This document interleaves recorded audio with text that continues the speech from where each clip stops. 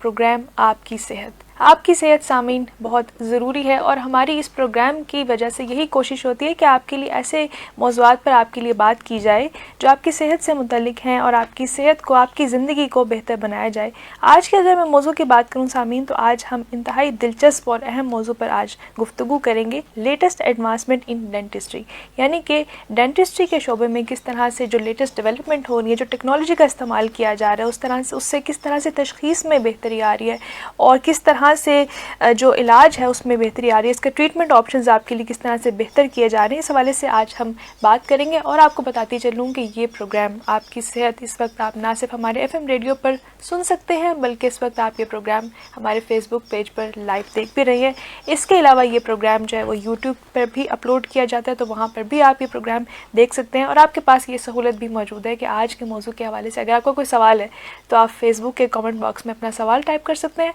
आपके सवाल को भी हम प्रोग्राम में शामिल करेंगे। बहरहाल जनाब, आज मेरे साथ मौजूद हैं डॉक्टर फैसल हनीफ और ये इस्लामिक इंटरनेशनल डेंटल कॉलेज में अपनी खदमात सर अंजाम दे रहे हैं as a deputy medical superintendent. इसके अलावा जो उनका शोबा है वो है रेस्टोरेटिव एंड एंडोडोंटिक्स में जो है वो असिस्टेंट प्रोफेसर के तौर पर भी अपने फ़राइज़ सर अंजाम दे रहे हैं। उनकी इस हवाले से रिसर्च भी जो है वो पब्लिश्ड है और इनका बहुत सारी इस हवाले से इस फील्ड में जो है उनको कंट्रीब्यूशन भी काफ़ी ज़्यादा है। तो मैं चाहूँगी कि वो अपने बारे में तफसील से, अपने तालीमी सफ़र के बारे में भी हमें बताएं। आइए डॉक्टर साहब को जो है प्रोग्राम में खुशामदीद कहते हैं और आज की जो दिलचस्प एक डिस्कशन है उसका आगाज़ करते हैं। अस्सलाम वालेकुम डॉक्टर साहब। वालेकुम सलाम। डॉक्टर साहब कैसे हैं आप? अल्लाह का शुक्र, बिल्कुल ठीक ठाक। डॉक्टर साहब, आपके वक्त का बहुत शुक्रिया। अच्छा, मैंने आपका नाम और आपके शोबे के हवाले से तो बता दिया, लेकिन मैं चाहूँगी कि आप सुनने और देखने वालों को तफसील से अपने तालीमी सफ़र के बारे में बताएं और आपकी जो रिसर्च जो है इस हवाले से डेंटिस्ट्री में, तो वो इस हवाले से भी आप बताइएगा। सबसे पहले मैं आपको ये बताऊं कि मैंने बैचलर इन डेंटल सर्जरी, जिसको BDS कहते हैं, ये मैंने निश्तर मेडिकल कॉलेज मुल्तान से 98 में की और उसके बाद मैंने 2015 से तक एक पोस्ट ग्रेजुएशन होती है मास्टर्स इन डेंटल सर्जरी, जो कि रेस्टोरेटिव एंड एंडोडोंटिक्स की फील्ड है। ये आपके सामीन के लिए ये बताना ज़रूरी है कि ये वो फील्ड है जो रूट केनाल से या दांत को बचाने से जो रेलेवेंट फील्ड होती है, ये उसके मुतालिक है, जिसमें fillings, root canal, crown bridge ये शामिल हैं। सही। और 2020 के बाद मैंने 2022 में अपना ये इदारा, जो कि रिफा हेल्थ केयर सर्विसेज के अंडर आता है, उसमें इस्लामिक इंटरनेशनल डेंटल हॉस्पिटल को ज्वाइन किया 2022 में एज ए डिप्टी MS। और इस शोबे से रेलेवेंट जो मेरा अपना शोबा है, उसमें मेरी 2 रिसर्च हैं और जो मेरी इनके साथ एज़ पर जो कमिटमेंट है वो मैं एज ए डिप्टी MS भी हूँ और इनका कंसल्टेंट भी हूँ और असिस्टेंट प्रोफेसर हूँ आपके रेस्टोरेटिव डेंटिस्ट्री में। तो मेरी 3 फील्ड्स हैं और मुझे ये सारा संभालना पड़ता है। सही। आपका बहुत शुक्रिया एक बार फिर आपकी तशरीफ़ आवरी का डॉक्टर साहब, और आपने हमें वक्त भी दिया।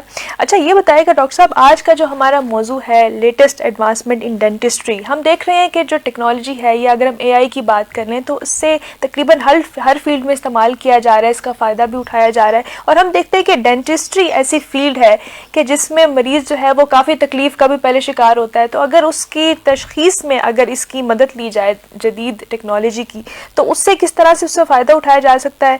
पाकिस्तान में इस वक्त मौजूदा हालात क्या हैं, तो इस हवाले से बताइएगा कि तशख़ीस में इसका किस तरह से इस्तेमाल किया जा रहा है। देखें, सबसे इम्पॉर्टेंट चीज़ ये है कि हम लोग अपनी एक जो कन्वेंशनल या जो एक नॉर्मल जो डेंटिस्ट्री पहले हम जो काम कर रहे थे, उसको हम लोग अब डिजिटल डेंटिस्ट्री पे ले गए हैं। और डिजिटल डेंटिस्ट्री में जाने के बाद ये जो आर्टिफिशियल इंटेलिजेंस, जिसको AI इंटीग्रेशन कहते हैं, ये इनकॉपरेट हो चुकी है डेंटिस्ट्री के अंदर। और इसमें हम सबसे ज़्यादा जो इम्पॉर्टेंट चीज़ वो ये कर रहे हैं कि एक एक्सरे को अगर आप देखें तो उसकी एक्सरे को ये हमें तशख़ीस करके बताता है कि इसमें किस दांत में कीड़ा लगा हुआ है या किस दांत को क्या ट्रीटमेंट की ज़रूरत है। तो वो हमें पूरा एक्सरे एक डिफ़ाइन करके दे देता है, अलॉन्ग विद के एक आपकी अपनी एक्सपर्टीज़ उसमें ज़रूर होंगी, मगर उसका जो लेवल ऑफ जजमेंट है या उसका लेवल जिस पे वो देख रहा होता है वो इतना एक्यूरेट होता है कि इट्स अबाउट 99.9% एक्यूरेट, इस हद तक एक्यूरेट। अब इसमें जो दूसरा पार्ट है कि हम AI इंटीग्रेशन को ना सिर्फ एक्सरे के अंदर देख रहे हैं, बल्कि उसको इन्वॉल्व कर रहे हैं अपनी ट्रीटमेंट प्लानिंग के अंदर, कि हमने पेशेंट को ट्रीट कैसे करना है, क्या चीज़ पहले करनी है, क्या चीज़ बाद में करनी है और इसके बेनिफिट्स क्या होंगे। तो इस तरीके से हम बहुत ज़्यादा प्रिडिक्टेबल रिजल्ट्स के ऊपर काम कर सकते हैं। अच्छा, जिस तरह से आपने बात की ये डिजिटल एक्सरे की, तो ये जो कन्वेंशनल जो हमारे पास पहले एक्सरे होते थे जो ब्लैक एंड वाइट जो होते थे, तो उससे कैसे मुख्तलिफ है ये?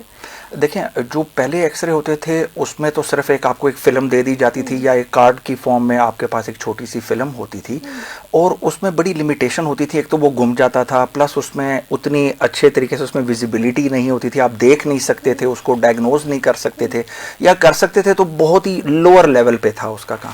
मगर जैसे जैसे फिर जब ये डिजिटल डेंटिस्ट्री, हम डिजिटल एक्सरेज की तरफ गए हैं, तो उसमें सबसे बड़ी चीज़ ये है कि आप उसको रिकॉर्ड को रख सकते हैं, उस रिकॉर्ड को इन्हांस कर सकते हैं, उसके अंदर और बहुत सारे फीचर्स को ऐड कर दिया गया कि आप उसको जूम कर सकते हैं, उसको देख सकते हैं, इनबिल्ट उसके अंदर और कोई बीमारी है तो उसको डायग्नोस किया जा सकता है। इसके अलावा इसमें सबसे इंपॉर्टेंट जिसको मैं समझता हूँ बताना ज़रूरी है कि पेशेंट सेफ्टी के हिसाब से उसमें रेडिएशन 10 टाइम कम हम दे रहे हैं एज़ कम्पेयर्ड जो हम पहले कन्वेंशनल दे रहे होते थे। आखिर में चेयर साइड टाइम बड़ा इंपॉर्टेंट होता है पेशेंट के लिए और हमारे लिए भी। तो आपने एक्सरे लिया, जैसे आप एक दांत की या पिक्चर उतारते हैं, सेम उसी तरीके से उतनी टाइम में आपके स्क्रीन पे डिस्प्ले हो जाता है।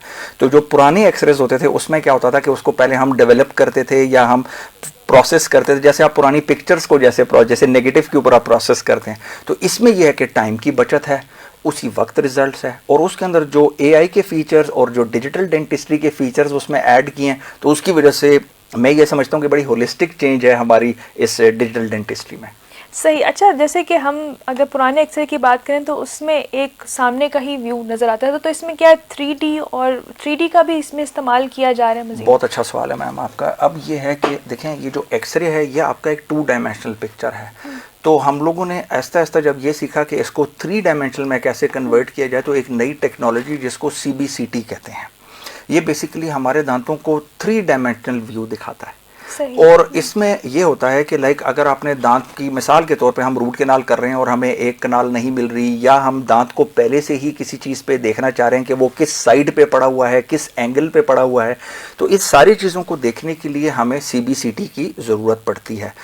मेरी इस पर जो आप रिसर्च की बात करी थी, मेरी 2 रिसर्च इसी CBCT के ऊपर इंटरनेशनली पब्लिश्ड हैं और इसी के ऊपर हैं कि पाकिस्तानी अवाम के दांत की जो एनाटमी है, जो हम रूट कैनाल करते हैं, वो किस कन्फिगरेशन पे ज़्यादा है, किस पे कम है, क्या केसेस आपको ज़्यादा मिल सकते हैं। तो इस पर ये इंटरनेशनली CBCT के ऊपर काम हो रहा है, तो उसमें हमारी भी रिसर्च शामिल है। अच्छा, ये बताइएगा कि आजकल क्योंकि एस्थेटिक प्रोसीजर्स का भी बहुत एक ट्रेंड भी है और लोग इस पर काफ़ी अब अवेयर भी हो चुके हैं, तो जो ये डिजिटल स्माइल डिज़ाइन है, मैं चाहती हूँ आप इस पर भी बात करें कि ये क्या चीज़ है और इसका इस्तेमाल कैसे किया जा रहा है आजकल? देखिए, डिजिटल स्माइल डिज़ाइन इस वक्त इंटरनेशनली और लोकली पाकिस्तान में ये काफ़ी हद तक अब शुरू हो रहा है आहिस्ता आहिस्ता, और लोगों की एस्थेटिक डिमांड की वजह से बहुत आ रहा है, क्योंकि हर एक को खूबसूरत बनना है, हर एक को अपने दांत बड़े प्यारे बनाने। तो उसके लिए डिजिटल स्माइल डिज़ाइन के लिए होता यह है कि उसके लिए पूरा फेस का स्कैन किया जाता है, आपके दांतों का स्कैन किया जाता है, और उसको फिर वर्चुअल रियलिटी के साथ पूरा आपको दिखाया जाता है कि ये दांत हम अगर आपके इस तरह हम बनाएंगे तो ये आपको नज़र किस तरह आएंगे। मतलब आप अपना जो काम है, जो बेसिकली स्टार्ट करने से पहले वो जो रिज़ल्ट है वो आप पहले ही देख रहे होते हैं, तो उसमें आप चेंजेस भी कर सकते हैं, उसको आप दिखा भी सकते हैं। तो डिजिटल स्माइल डिज़ाइन एक टोटल डिफरेंट चीज़ है जिसमें आप वर्चुअल रियलिटी को कंबाइन करके आप उनको दिखा सकते हैं कि आपका रिजल्ट क्या आएगा। सही। अच्छा, मैं चाहूँगी कि आप ये भी बताएं, क्योंकि हम देखते भी हैं कि डॉक्टर के साथ आप अपॉइंटमेंट भी ले सकते हैं ऑनलाइन, काफ़ी इस हवाले से भी डेवलपमेंट्स हो रही हैं। हम कुछ वेबसाइट्स भी देखते हैं जहाँ पर डॉक्टर्स अवेलेबल हैं, आप अपॉइंटमेंट बुक कर सकते हैं। तो टेली डेंटिस्ट्री को आप किस तरह से देखते हैं, इसका फ्यूचर क्या है और अभी क्या हालात है टेली डेंटिस्ट्री के हवाले से? टेली डेंटिस्ट्री ये है कि आप पेशेंट के साथ एक वर्चुअली पूरा आप इंटरेक्ट करते हैं, उसके तमाम डिजीज़ को जानने की कोशिश करते हैं, और पेशेंट को आप एडवाइस करके उसको ट्राइएज कर सकते हैं, उसको ले सकते हैं और उसको गाइड कर सकते हैं कि इसकी ट्रीटमेंट क्या है। मोस्टली हमारे यहाँ जो ट्रीटमेंट होती है, मिसाल के तौर पे अगर किसी को सेंसिटिविटी है तो वो कोशिश करता है कि मैं सिर्फ एक टूथपेस्ट के साथ ही अपने सहारे से मैं ये ठीक हो जाऊँ, मगर ऐसा नहीं होता। उसकी कई जगहों पर आपको ट्रीटमेंट करवानी पड़ती है, और जब ट्रीटमेंट करवानी पड़ती है तो उसके लिए जो आपका हर लोगों के लिए डेंटिस्ट एक्सेसिबल भी नहीं होता, हर जगह लोग जा भी नहीं सकते या एक्सेसिबल होने के लिए थोड़ा टाइम होता है। तो ये जो टेली डेंटिस्ट्री इसमें बहुत बड़ा किरदार अदा कर सकती है पेशेंट एजुकेशन के लिए, पेशेंट को समझाने के लिए और उसका एक ट्राइएज क्रिएट करने के लिए, ताकि उसको गाइड कर सके कि उसका ट्रीटमेंट होना क्या है। और समटाइम्स कभी कभार आप बहुत इमरजेंसी में होते हैं या पेन में होते हैं, तो उसके मतलब भी आपको मेडिकेशन के बारे में बताना, क्योंकि हमारे यहाँ अननेसेसरी एंटीबायोटिक प्रिस्क्रिप्शन बहुत ज़्यादा है और उसको मैं खुद पर्सनली भी बहुत डिस्करेज करता हूँ। तो ऐसी दवाई देनी चाहिए जिससे पेशेंट का मसला हल हो जाए और उसके बाद फिर वो एक मौजूद हॉस्पिटल पे जाके अपनी ट्रीटमेंट करवा सके।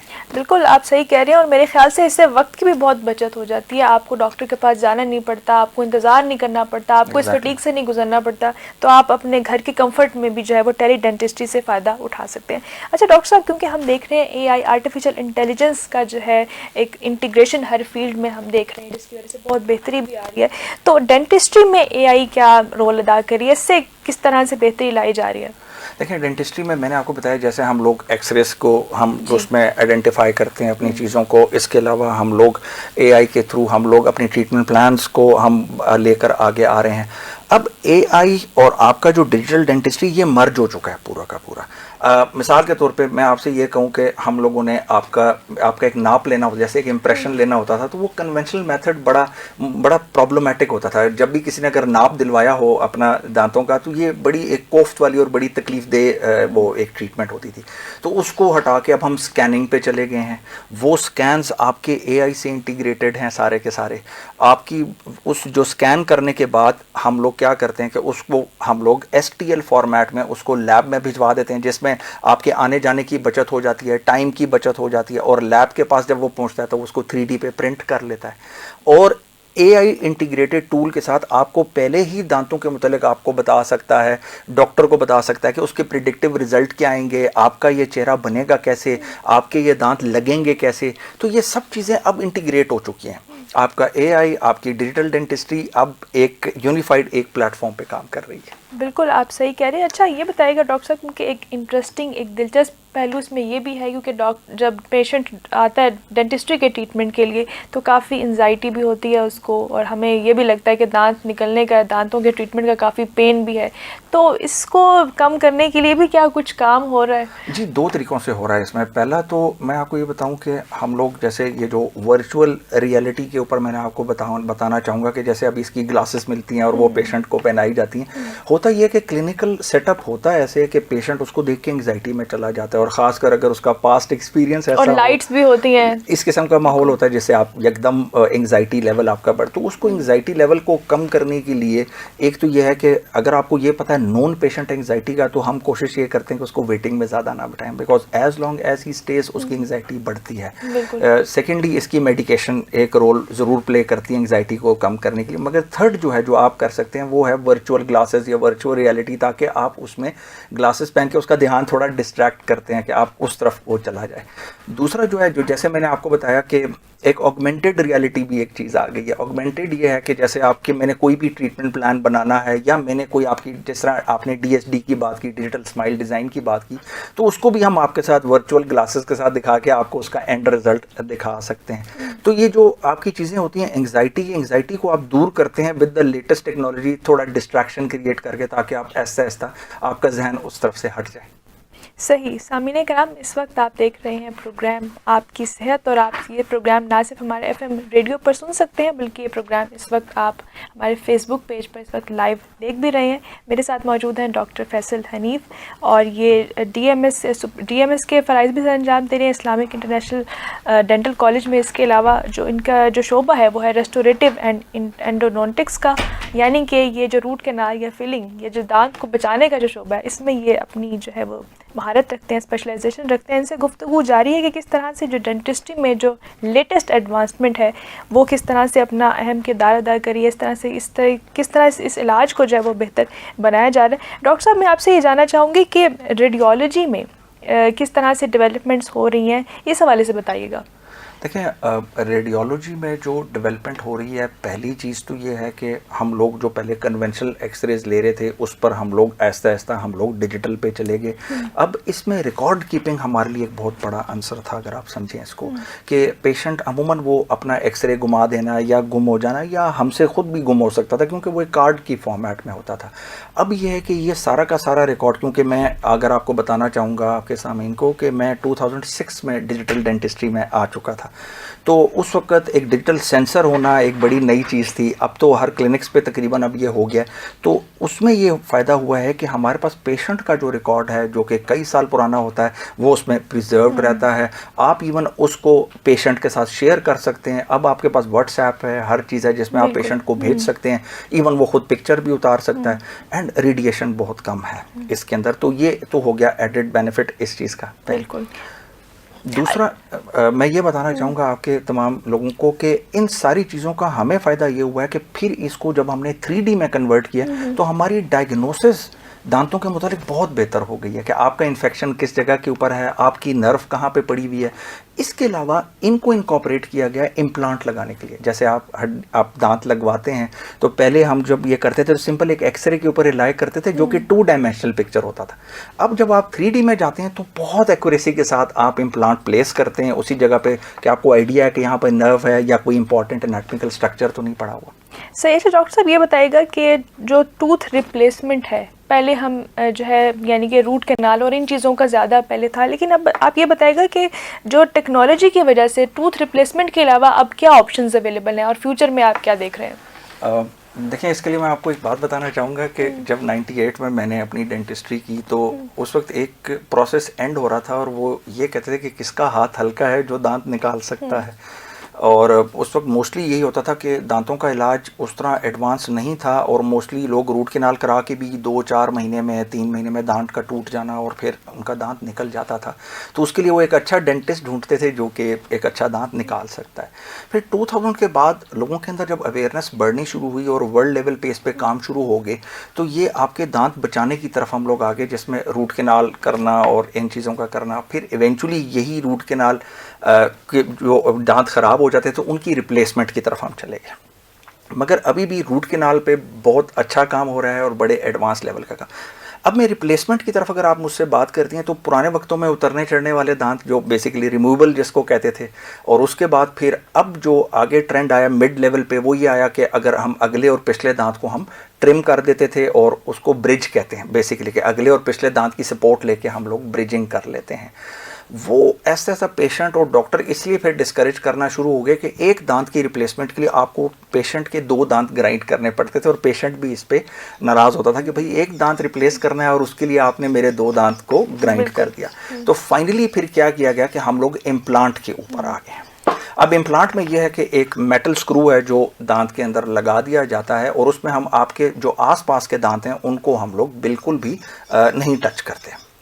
अब इससे एक स्टेप जो मुझे यकीन है कि अगले चंद आने वाले सालों में ये शुरू हो जाएगा, वो हमारी रिप्लेसमेंट भी हो जाएगी। वो क्या है कि आपके स्टेम सेल टेक्नोलॉजी और आपके यहाँ मुख्तलिफ़ किस्म की ऐसी रिसर्च और ऐसे काम हो रहे हैं जिसमें अब वो दांतों को रिप्लेस करना चाह रहे हैं with the stem cell with the other different material.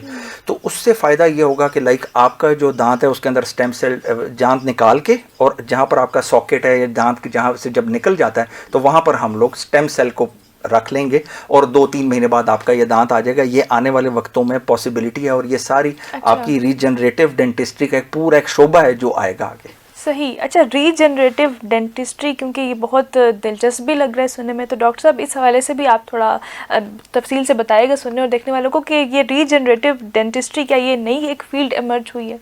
देखें, रीजनरेटिव ज़्यादा पुरानी नहीं है, ये इस पर 2014-15 से काम शुरू हो चुका है और इस बात को अब तकरीबन 10 साल हो रहे हैं कि ये चीज़ें एडवांस करती जा रही हैं। अब ये उस लेवल पर आ गए हैं कि आपको किसी भी वक्त ये खुशखबरी मिल सकती है कि अब आप अपने जो ये रूट कैनाल कराने वाले दांत हैं या ज़रूरत नहीं, अब आप क्यों करवाएंगे, या वो उसको निकालें और उसकी जगह एक सीड रख दें, एक बीज को रख दें और उसके बाद आपका ये दांत डेवलप हो जाएगा। अभी तक जिस लेवल पर हम लोग पाकिस्तान में जो रीजनरेटिव डेंटिस्ट्री में हम काम करें वो ये है कि अगर एक बच्चे को जो कि 8-9 साल का बच्चा होता है और अगर उसको चोट लग जाए तो उसको हम एपेक्स जिसको दांत की एक जड़ कहते हैं वो बंद नहीं होती, तो अगर वो खुली रह जाए तो फिर इवेंचुअली वो फिर दांत निकल जाता था इन द अगले फ्यूचर में आने में। तो उसको हमने रीजनरेटिव डेंटिस्ट्री के अंदर हमने उस एपेक्स को या जड़ को जैसे क्लोज करते हैं वो हम ला चुके हैं। मतलब ये हमारे पाकिस्तान में भी काफ़ी हद तक इस पर कामयाब हमारे केसेस हो चुके हैं, जिसमें PRP PRF का इस्तेमाल और स्टेम सेल का इस्तेमाल बेसिकली किया जाता है। जो इंटरनेशनली हो रहा है उनका अब एम्फेसिस इस चीज़ पे है कि जैसे आपका कोई बॉडी पार्ट है और अगर वो ज़ाया हो गया तो उसको दोबारा रीजनरेट किया जा सकता है कि नहीं किया जा सकता। तो उसमें एक स्पेसिफिक किस्म की प्रोटीन होती है। जब आपका दांत निकलता है तो अल्लाह ताला की तरफ से जब वो प्रोटीन आती है तो वो आपके दांत को दोबारा फिर बनने नहीं देती, वो दांत वहीं पर ही रह जाता है, दांत निकल जाता है और सॉकेट रह जाता है। तो उस चीज़ को ख़त्म करने के लिए अब इन्होंने जो स्टेम सेल के थ्रू ये काम किया है कि वो जो प्रोटीन है वो उसको नहीं आने देते और उसकी वजह से दोबारा वहाँ पे ग्रोथ शुरू हो जाती है। ये इन्होंने पायलट प्रोजेक्ट अपना कंप्लीट कर चुके हैं और ये पब्लिश हो चुका है इंटरनेशनली। सही, तो ये मेरे ख्याल से एक बहुत बड़ी डेवलपमेंट है, यानी कि स्टेम सेल्स का इस्तेमाल करके आपके दांत को जो है दोबारा रीग्रो किया जा सकता है और उससे आपको बहुत सारे ऐसे ट्रीटमेंट्स जो आपको पहले करवाने पड़ते थे जिसमें रूट कैनाल भी शामिल था और पेशेंट को भी दांत निकलवाने और फिर उसके बाद का एक प्रोसीजर होता तो उसकी तकलीफ़ से गुजरना पड़ता था। तो मेरे ख्याल से एक बहुत अच्छी डेवलपमेंट है इस हवाले से।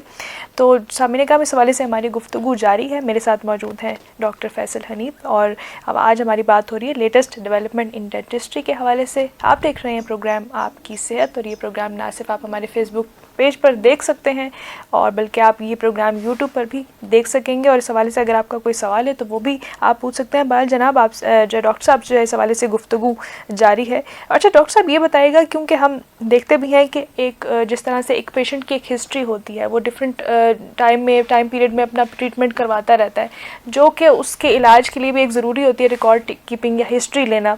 तो इस हवाले से बताइएगा कि AI ने या जो डिजिटल टेक्नोलॉजी है उसने रिकॉर्ड कीपिंग में किस तरह से मदद की है, या आपके पास कोई ऐसी केस स्टडी जो आप शेयर करना चाहें कि किस तरह से जो रिकॉर्ड कीपिंग है वो आज के दौर में जो है वो किस तरह बदल चुकी है?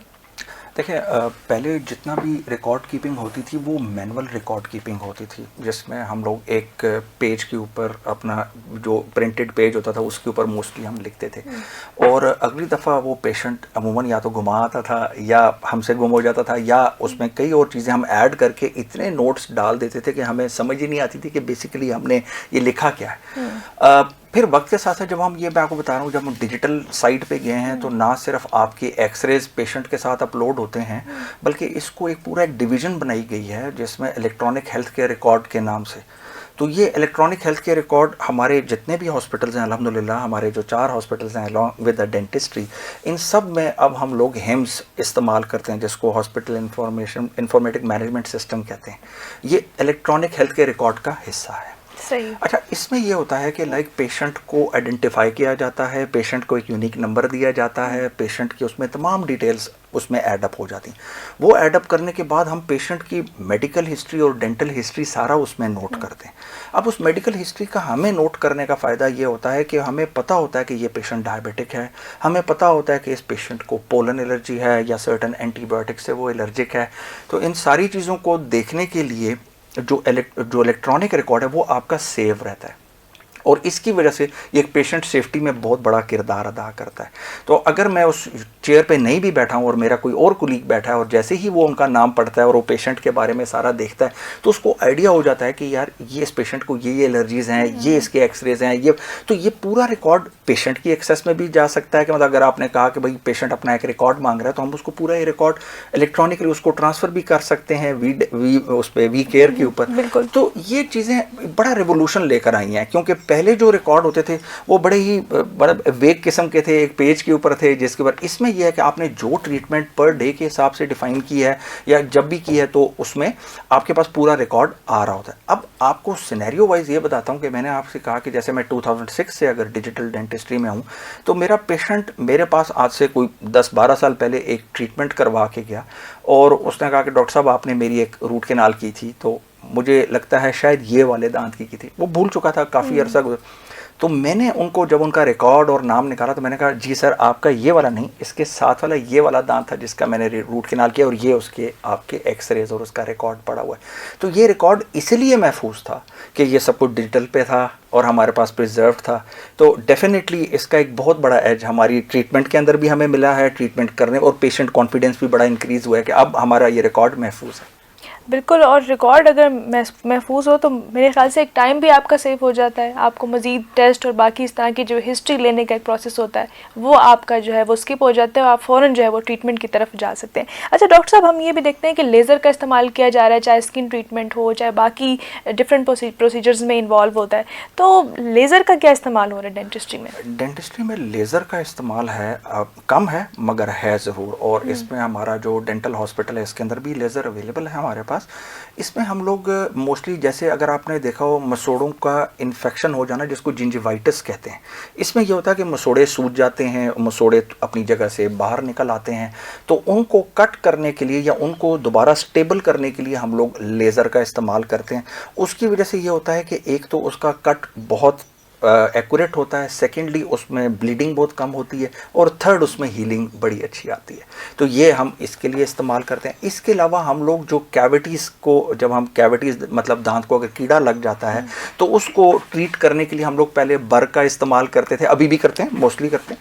मगर ये जो आपका जो लेज़र है ये क्या करता है कि ये बर की जगह आपका जब लेज़र उसको कट करता है तो उसमें दांत का नुकसान कम होता है, दांत का स्ट्रक्चर कम कटता है, और इसमें पोस्ट ऑपरेटिव जो ट्रीटमेंट करने के बाद की जो सेंसिटिविटी है वो भी बहुत कम होती है। अच्छा डॉक्टर साहब, ये भी बताइएगा कि जैसे कि आपका हॉस्पिटल में इस्लामिक इंटरनेशनल डेंटल कॉलेज में जो है, आपने पहले जिक्र भी किया कि जो अगर आप रूट कैनाल का ट्रीटमेंट करते हैं तो आप वन टाइम विजिट में आप वो ट्रीटमेंट आपका कंप्लीट हो जाता है, तो इस हवाले से बताइएगा कि आपने किस तरह से इस जो प्रोसेस को इतना इफेक्टिव कैसे बनाया? अब देखें, इसमें मैं ये समझता हूँ कि हमारी जो लेटेस्ट इनोवेशन जितनी भी आ रही हैं, जैसे डिजिटल डेंटिस्ट्री मैंने आपको बताई, इसके अलावा हमारे जो रोटरी सिस्टम आ गया हमारे रूट कैनाल के अंदर, और हमारी मेडिकेशन, हमारी चीज़ें अब बहुत एडवांस हो गई हैं। मटीरियल्स पे डेफिनेटली मैं आपसे अलग इस पे बात करूंगा, मगर जो हमारी एडवांसमेंट है उसने हमें ये फ़ायदा दिया है कि पहले हम कन्वेंशनल डेंटिस्ट्री कर रहे थे, मतलब हर चीज़ हाथ से ही और बड़ा स्लो, और कोई रोटरी के ऊपर काम नहीं था, और हमारे पास उस वक्त की मेडिसिन्स भी इतनी फास्ट नहीं थी जो हमारे लिए हीलिंग प्रोड्यूस करती। तो उसकी वजह से क्या होता था कि पेशेंट अमूमन एक रूट कैनाल के लिए 4 दफ़ा 5 दफ़ा इवन इससे भी ज़्यादा टाइम भी शायद अपने डेंटिस्ट को विजिट करता था। मगर अब हमने क्या किया कि हमारे पास जब ये रोटरी आ गई है, हमारे पास डिजिटल डेंटिस्ट्री आ गई, क्योंकि हमारा एक एक्सरे डेवलप होने में उस वक्त 20-20 15-15 मिनट भी ले लेता था।